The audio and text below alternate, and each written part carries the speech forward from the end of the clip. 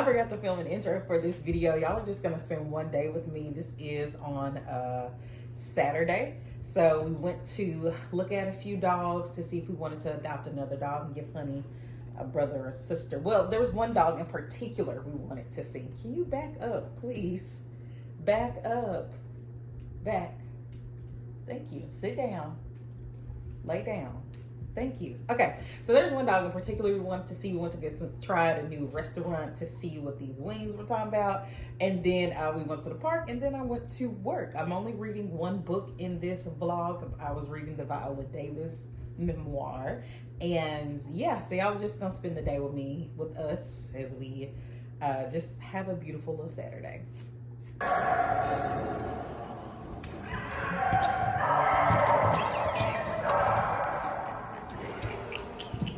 I don't know if he's nice. He might not be nice.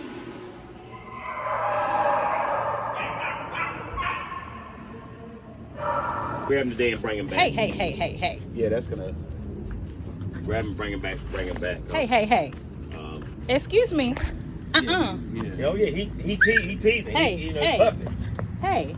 Yeah, that's straight puppy. He teething and everything.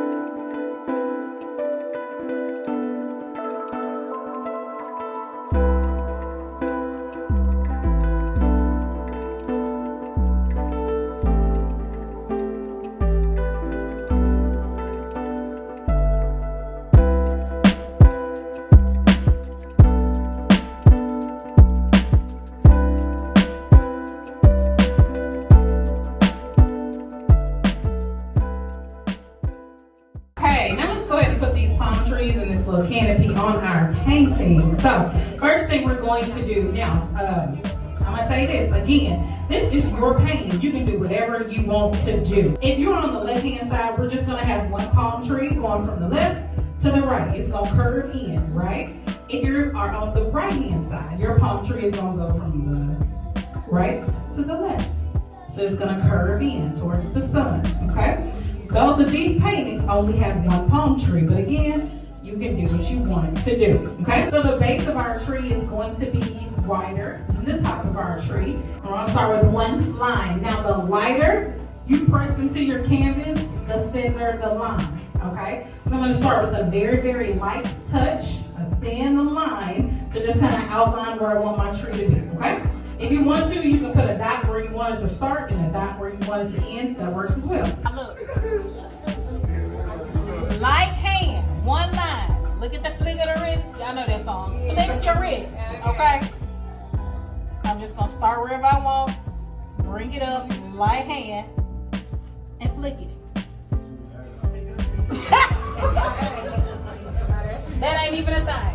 So once I have these branches, I'm going to start making the leaves. Okay, now this pig was actually a personality test. So I'm gonna tell you a little bit about yourself based on your pig. If your pig is facing to the right, that means this person is innovative, action-oriented, but they are not family or date-oriented. If your pig has less than 4 feet, that means this person is insecure or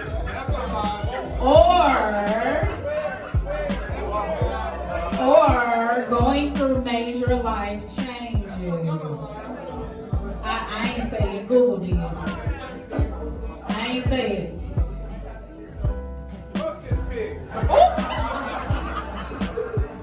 That's on period. Okay. Come on, ears. If you have ears on your pig, that means the bigger the ears, the better the listener. Okay, last. Y'all got tails. You put a tail on your pig. Yeah, come on, tails. Now, if you got a tail on your pig, the longer the tail, the better the love life. Aww, ain't that cute? Don't try to add it now. Don't try to add it now. The longer the tail, the better the love life. That's all my papers say. That's all my papers say. Ain't nothing wrong with her, young. She don't even eat pork.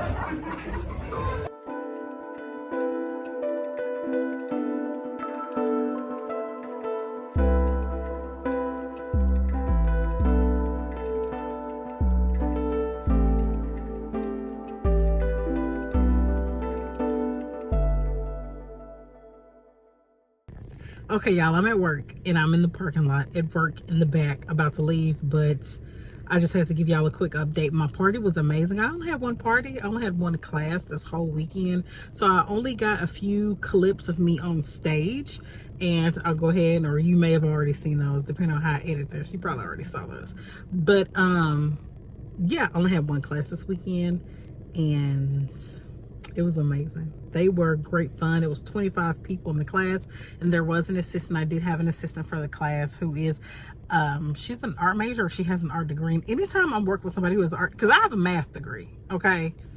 I just do art for fun. So anytime I work with somebody who has an art degree, I feel a little bit self-conscious, but I've been doing this for 3 years, so I'm self-conscious, but only just a little bit, because I'm like, dang, is she looking at my blending? You know?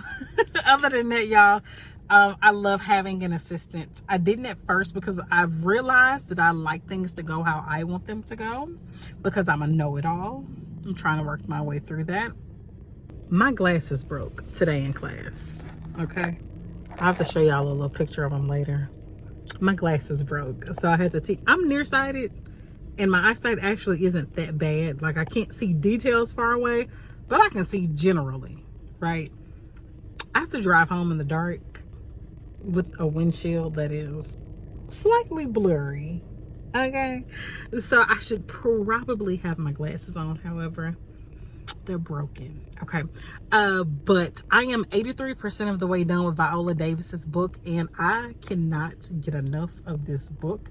I think that she has written it very well. I don't know if she wrote it herself or if she had a ghostwriter, but she's written it so well that I just want to keep reading it. It's like very relatable. It's like Tina Knowles' book, but much more personal.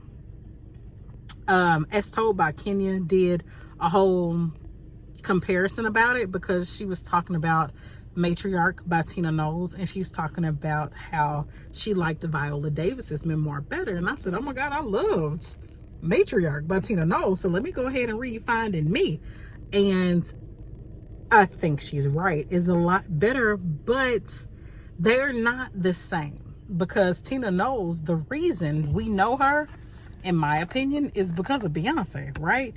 The reason we know Viola Davis is because of what she's done and what she's accomplished herself. Y'all, sorry about that. Does that help? We know Viola Davis because of what she's done. I actually don't like that. And what she's accomplished herself. And Tina Knowles has done amazing things, and she's accomplished amazing things herself, but that's not why we know her first. So I think Tina Knowles had to navigate it a little differently than Viola Davis. However, they're both extremely well crafted. Viola Davis is talking about now. She's talking about how she met Julius and how he is basically what she prayed for. She has an interesting story about how she started praying for the man she wanted in her mid-30s, and she got the man she wanted. And she talks about how protective he is, and how when they started living together, they had this system, and she had a way of letting him know that she was not okay, and she accidentally let him know that she wasn't okay. And that man came out with no shirt, pajama bottoms, and a baseball bat. Like, who wanted? Who wanted with lean? You know.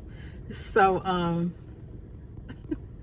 I really enjoyed this part of the book because I never knew how they met. I've seen some clips on Black Love about, you know, some funny things about how they met, things like that. But it is just very refreshing to know that she prayed for what she wanted and she got what she wanted. It sounds like within a month, you know. And I know God doesn't. He's not a fairy. He's not a genie in a bottle. So he's not going to give everybody what they want when they ask for it, but it is very it's real cute to know that she got that. So yeah, and she's also talking about how she is navigating life living in LA and getting like still kind of being broke, even though she's been on TV, she's had some movie jobs, and she's still kind of broke. So I don't want to say broke, but she is not giving Hollywood star, you know.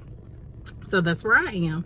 And I am, like I said, I'm enjoying it a lot. So I'm going to go ahead and finish it as I drive home with no glasses. Y'all pray for me. And I'll talk to y'all in the next clip. Okay, how does look? So I got to look. It's not on this side. How does it look? And also, my edges gave away. They gave up as soon as class started. I'm so upset. But yeah, I'm gonna put my glasses on. I hope they don't tilt too much to the side.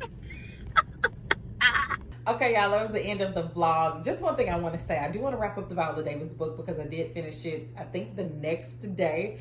And I loved it. It's 5 stars. I can't think of a memoir about somebody that I'm interested in and not giving it 5 stars. I'm not sure. I haven't done that yet. But Viola Davis's memoir starts off like a lot of memoirs starts off with her childhood, and she was impoverished extremely. She lived in extreme poverty up in Connecticut. Even though her folks were from down south, they had moved up to Connecticut for different reasons. She was born and raised in Connecticut, and she just talks about her journey from being a child who was in extreme poverty, but she had a mom who was a fighter. She talked about her abusive father and how he was an alcoholic and what they did to her, and just so much trauma that she had to see at such a young age. She spoke about how she got into acting and how she and her sisters got into acting at their school, at the local talent shows, and how that transformed into her actually thinking about doing it and pursuing it later on in life, and then eventually making it a career. She talked about how I think less than 1% of actors make $50,000 a year or more, and I think like 0.04% of actors are actually famous. She speaks about her challenges as an actor, as a Black woman, a dark-skinned Black woman, and the roles that are available to her and the roads that are closed off because she is a dark-skinned Black woman. She speaks about finding love, a little bit about her child and adoption. She is so well spoken, and it's hilarious. She is very, very funny. It's not long at all, and it is also on Kindle Unlimited. So I believe I listened to it on the Libby app, but if you want to, you can download it on Kindle Unlimited. I did a whole video on Kindle Unlimited if you guys want to check that out, where I was just talking about like spooky books and things to add to your TBR this fall. However, there are some decently good memoirs on Kindle Unlimited, and the fantastic memoir Viola Davis, Finding Me. So I really enjoyed this memoir. I think that I don't know if I would say it's better than Matriarch by Tina Knowles, but I will say if you liked Matriarch by Tina Knowles, you would definitely like Viola Davis's book. It's just real, raw, authentic, hilarious. It is a journey, and it's beautiful. So thank you guys for watching this vlog. I really hope that you enjoyed it. I hope you enjoyed spending a day with me. Let me know what you guys think about the clips from work. Do you guys prefer me in class, for like the clips I do in class, or the clips I do setting up class? Class got really, well, the setup was really hectic. I had 25 people in that class. It was a very large class, but I also had to do a lot more behind the scenes than I usually do. to get started on my prep, even though the prep for my class had no pre-paint, I had no sketches, nothing. But somehow I still had to do a lot of work for it before the class. Okay, we won't get into that. But yeah, I really enjoyed it. I really, really enjoyed my class. They were hilarious. They were a great time. I enjoyed that day, just overall in general. I hope you guys enjoyed watching it. So happy reading, happy journaling, happy fall. Y'all stay blessed. I'll see y'all later. Bye.